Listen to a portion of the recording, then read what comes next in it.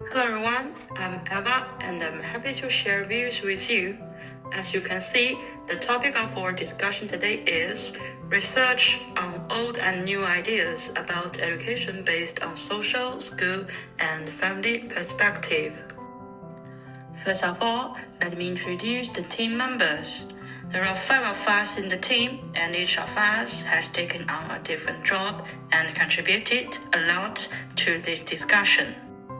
Regarding the content of this discussion, we were divided into 3 groups around this theme, analyzing it from the perspective of family, school, and society, and then discussing it with each other.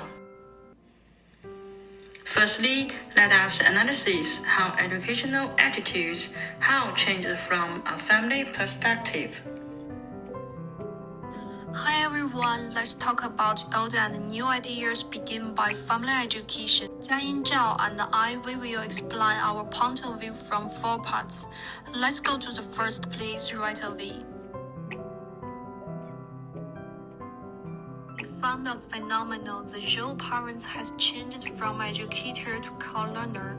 Traditionally, parents are educators and the children are educated. The modern family concept believes that parents and the children are equal in personality, and who is the educator and who is the educated is constantly changing. In other words, according to the traditional parent-child view, children only have the right to obey and have no freedom to talk to their parents. The parent-child relationship in modern families has changed from an obedient model to a dialogue model. The premise of dialogue and communication between 2 generations is a parent-child relationship of democracy, equality, and mutual respect. Here we collect some memorable phrases our mother used to say to us. Because I'm your mother. Because I say so. I've told you once, I've told you thousands times. You are grounded. Do these words seem familiar? I think it doesn't matter in which countries we are living, but mothers are similar. They use the same phrases. And I think our generation will see the same thing when we become moms. But considering the current family atmosphere, the children's reaction have changed. They are no longer silent, but keep asking questions until they get a really convincing reason.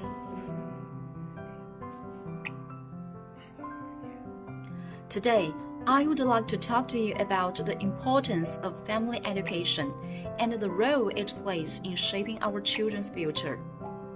As society advances, more and more parents are recognizing that a harmonious and stable family environment is the foundation and guarantee of family education. It's not just about whether parents have the knowledge and skills to educate their children, but also about improving the quality of family life and creating a harmonious atmosphere. In the past, many parents were too focused on their children's academic performance and development, often neglecting their own personal feelings, resulting in tense parent-child relationships. Parents' unstable states and emotions during family education have become a potential risk to the process.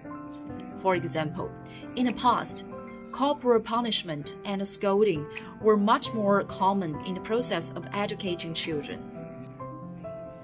Today's parents are more aware that they need to establish a support system for family education, balance the relationship between life and education, and actively cooperate with the schools and society to provide synchronous education for the children.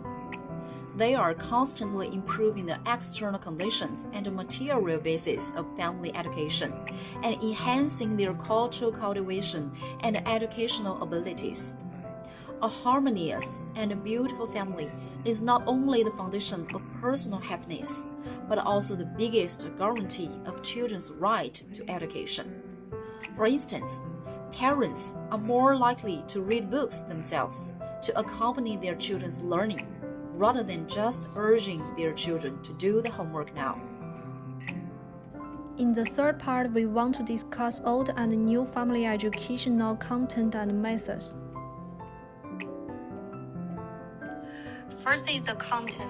Traditional families focus on their children's education on their test scores, but don't pay enough attention to the improvement of children's abilities, the cultivation of innovative spirit, and the improvement of quality. But now this point of view has changed significantly. More and more parents are cultivating various interests and abilities of their children, communication skills, imagination, willpower, and so on. Then the methods. Family education has changed from a closed state of parents are responsible for educating their own children to an open state. Parents, schools, and other members of society have established the idea that families participate in school education, and parents become allies in school education, making family, school, and society the three pillars for cultivating modern talents.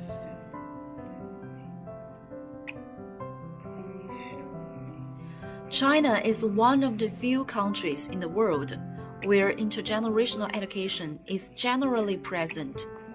In foreign countries, children go to kindergarten or daycare at a very young age and become independent adults at the age of 18.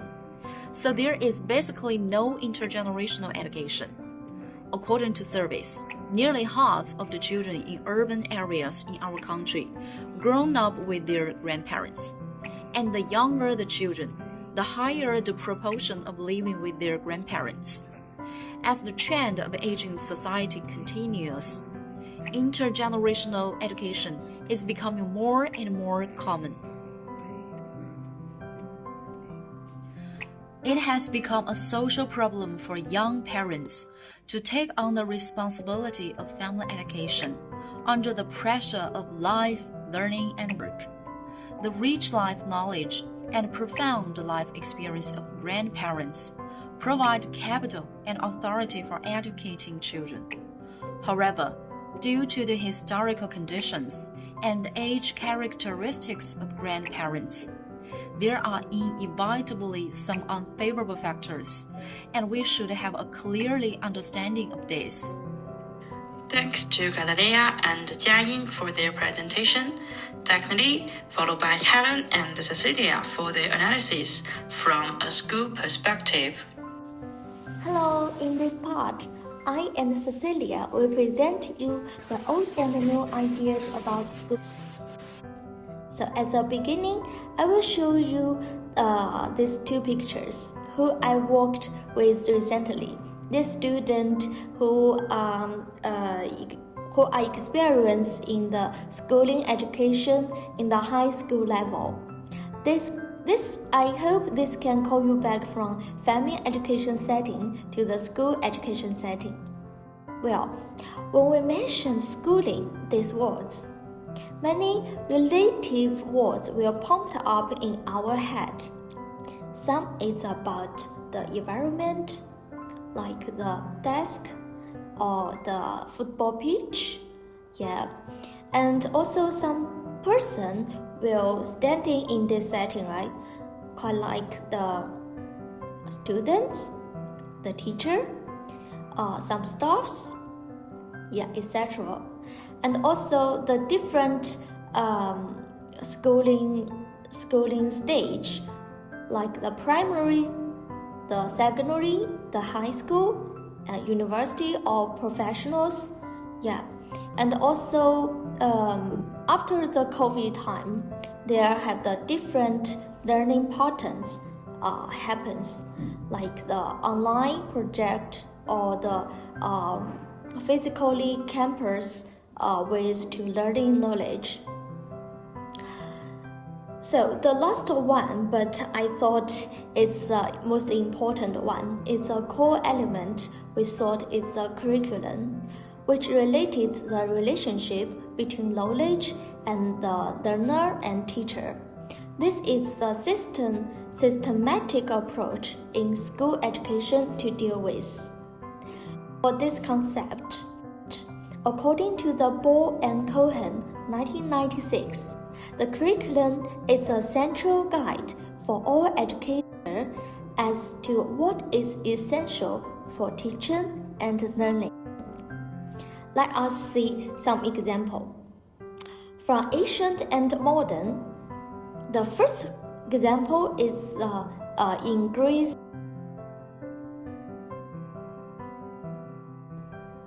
7 liberal arts they learned.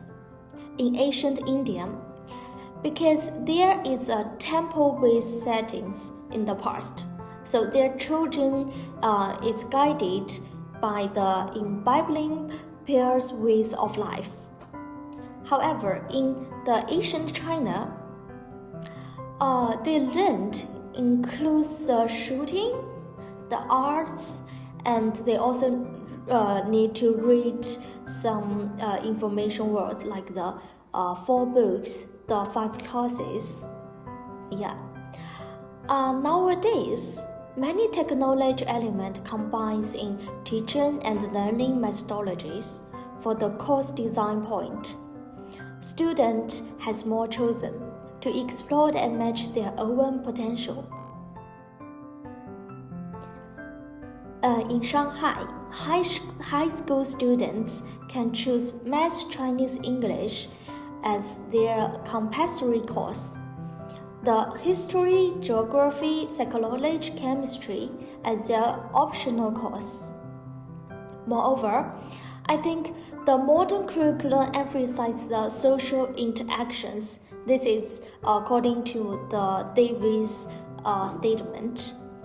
So, in some school, they may have some drama approach to learning the language lessons. Okay, next question is, how do students perceive knowledge? In this part, because the potential political and class orientation, women are included from mainstream.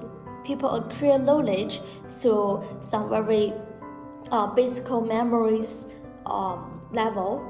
But nowadays, learners are guided by cognitive development stage. Teacher will base this principle to teach the learners how to constructive the knowledge by themselves.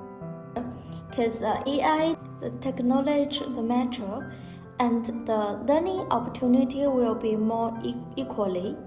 The learner can use coding technology to assist the understand the knowledge. The last analyze way around these questions, that how students acquire knowledge. There are 2 approaches. The first one is teacher-centered. In this pattern, the teacher has ultimate authority, and I thought it's quite like the passive ways, and the student will respond to the environmental stimuli. Yeah. So this is also always happened in the ancient time. It's old ideas think these ways can effectively to organize a classroom. However, to see what is the new ideas for this pattern is chance for the student central, because this is a basis on the constructive and democratic principle. And the teachers will to stimulate the student, like their voice, their visuals, and their actions, to combine all of these different things. Then, like student can active to do some response, and it's good for develop their reflective and critical thinking and the sense of responsibility. Yeah, so this is a different. It's the what is in the past and what is today. Professor, I'm very happy to meet you in this way in the new year. I'm Cecilia. Knowledge acquisition is a dynamic construction rather than a development. Knowledge and cognition is a process. Teaching methods and systems change. This is a summary of new and old ideas. These are references. Teaching methods change with the change of social environment and the progress of the times. Although knowledge and truth exist forever, but also because of the change of the times, some people will accept it. In other words, everything must keep up with the pace of the times.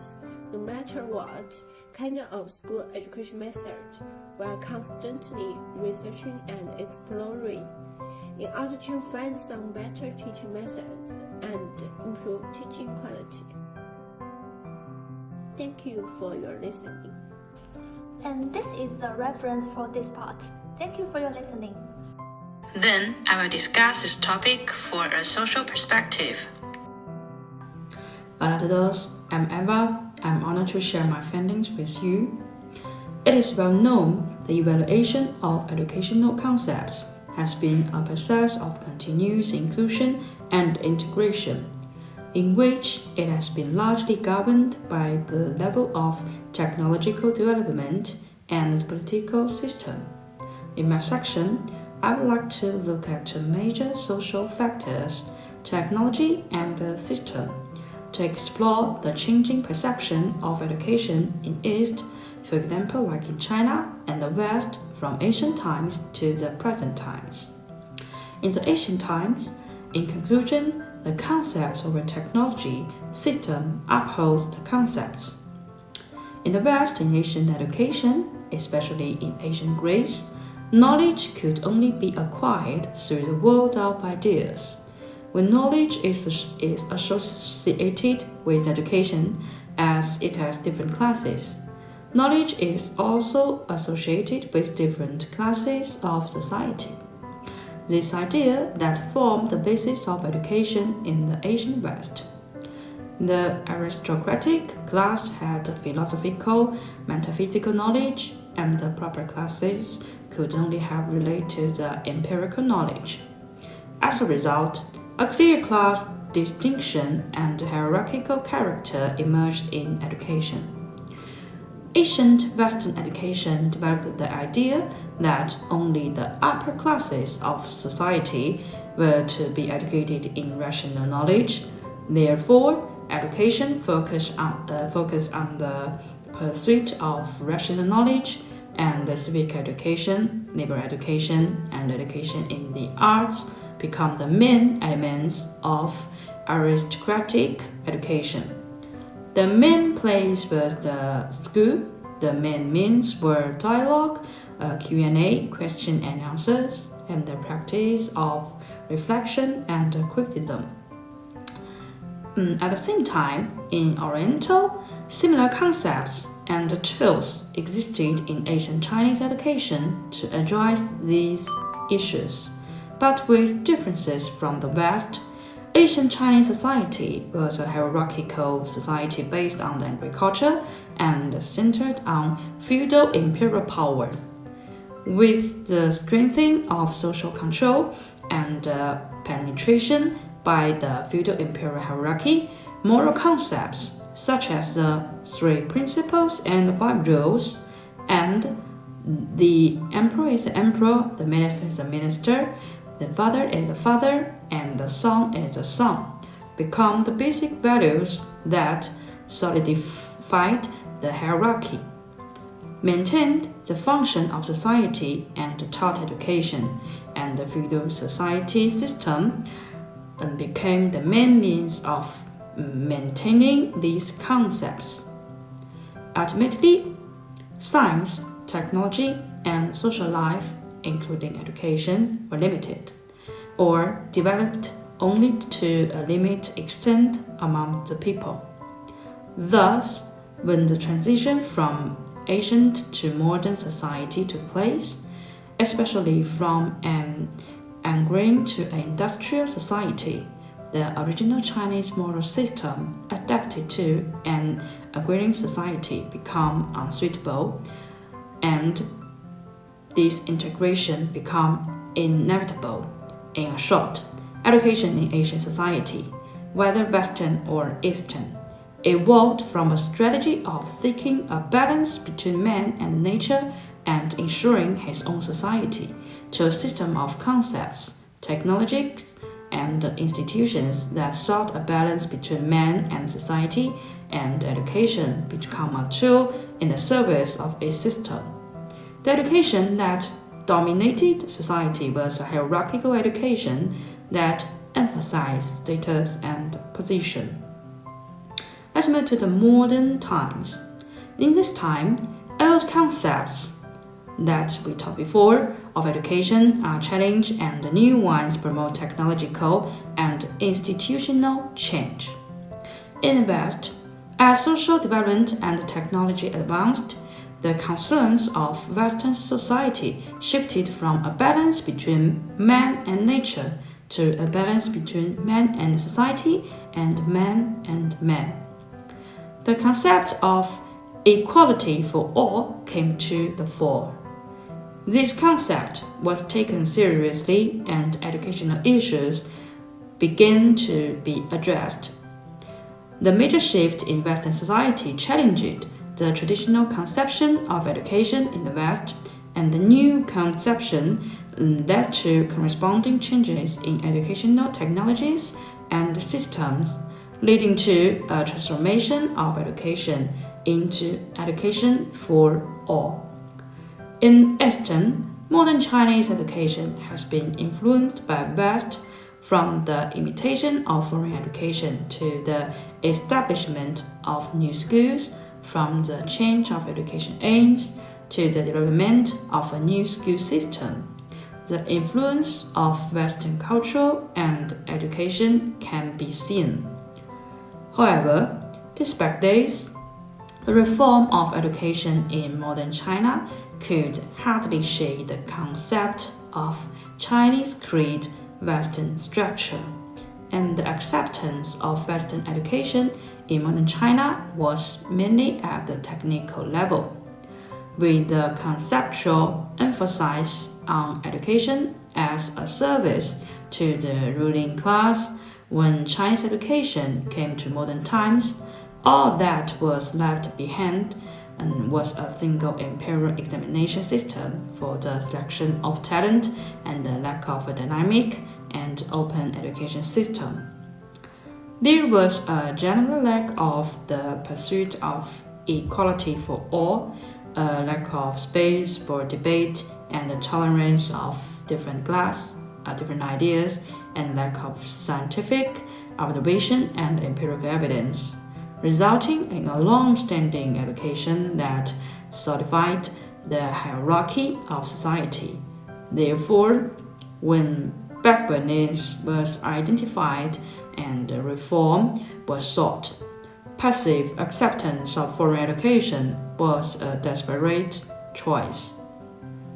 In modern society, when the nation-state became the main body and education became an important part of the state, the need to improve the quality of the nation was gradually accepted, and the idea that everyone should be educated and that people from different classes should receive the same education became the dominating concept in society and education. Guided by this concept, various countries in modern times have strengthened their control over education, with universal compulsory education becoming the main means of achieving the goals and the main task of educational development. Now let's go to the contemporary times. In contemporary times, the changes in educational concepts and technologies and innovation in the education system. In modern education is based on pre-modern education and is the product of its own transformation in response to the development of main society. Under the influence of industrialization and urbanization in Europe and the United States, the traditional concept of education was criticized and transformed, and a major shift in the concept of education took place.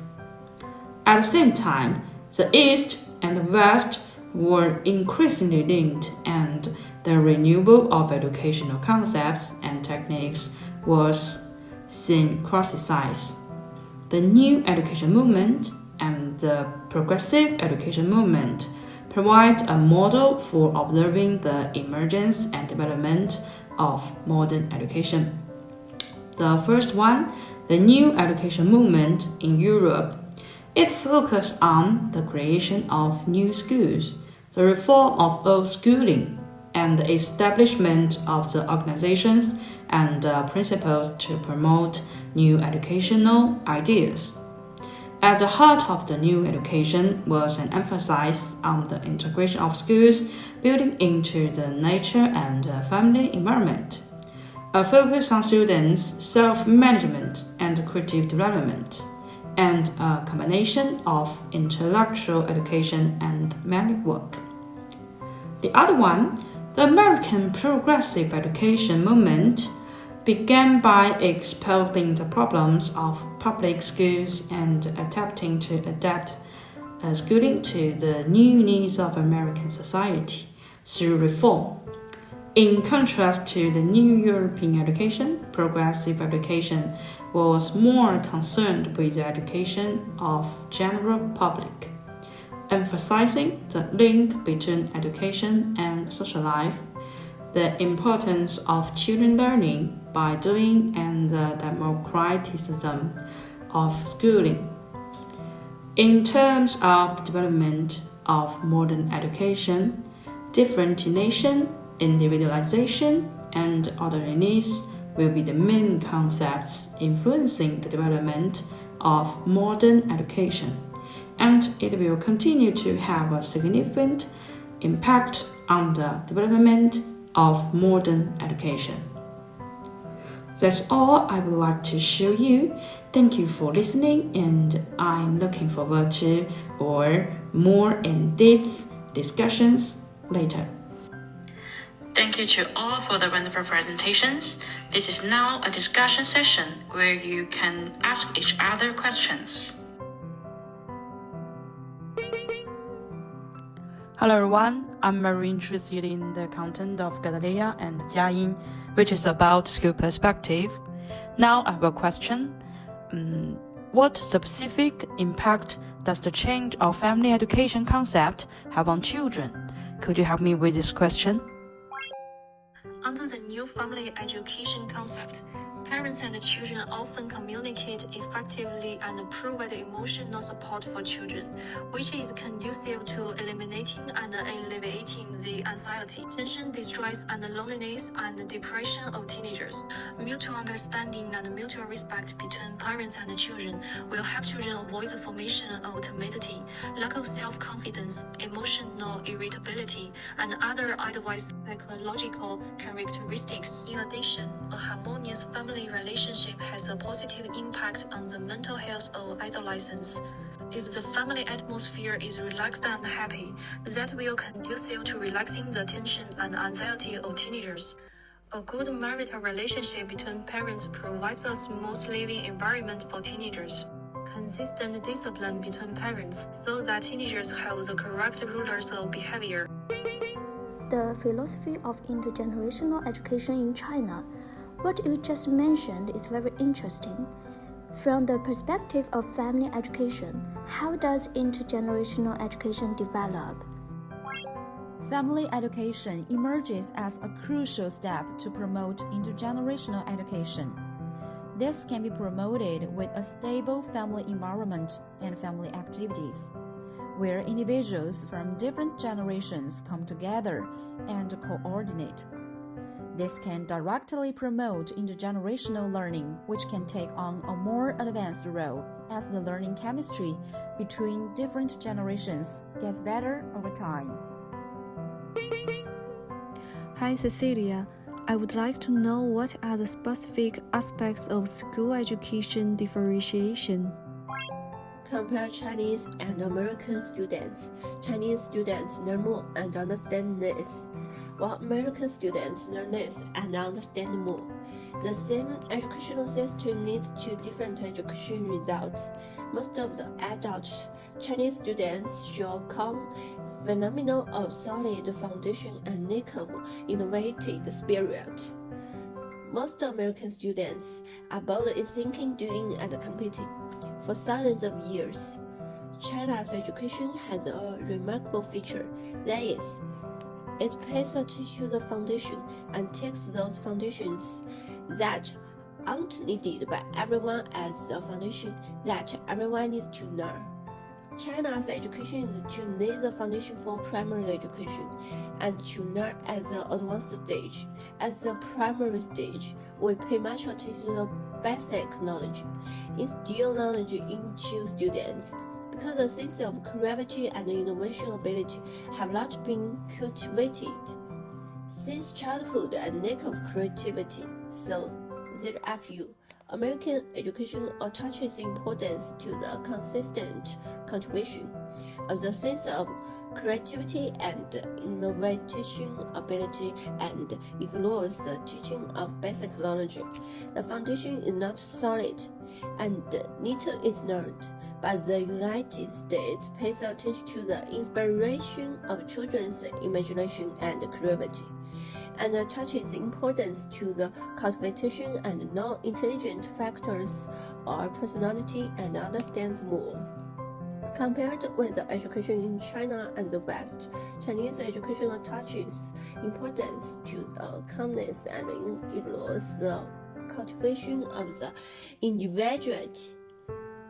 It is precisely because they don't require a unified answer to the conclusion of the question and allow students to doubt and refute.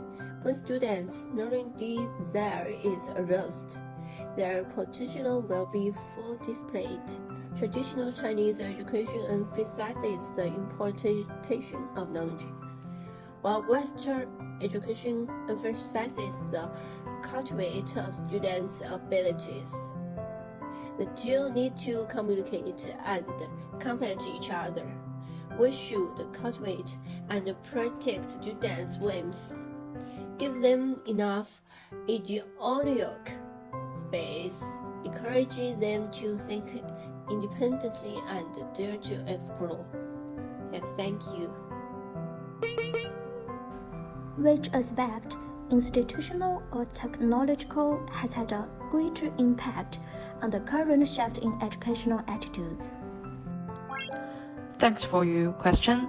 From my own observations, I prefer that technological development has a greater impact on current perceptions of education. For example, the popularity of the internet has allowed different educational ideas to be spread and exchanged more quickly. The use of new educational technologies in the classroom has greatly expanded students' horizons and facilitated the renewal of educational ideas. Therefore, I believe that technology has had a faster and more pervasive impact on educational concepts than changes in the political system. As this discussion draws to a close, I would first like to thank Professor Ricardo for providing the topic for this discussion. Thank you for your teaching, which helped us to be able to complete this event successfully. The contrast between old and new concepts of education is an important issue for discussion in the field of education. We have certainly not analyzed it thoroughly and deeply enough. We will continue to work hard to share more knowledge in our next study as well. Finally, thank you again to all the group members for bringing your presentations and for your listening, and we look forward to see you next time.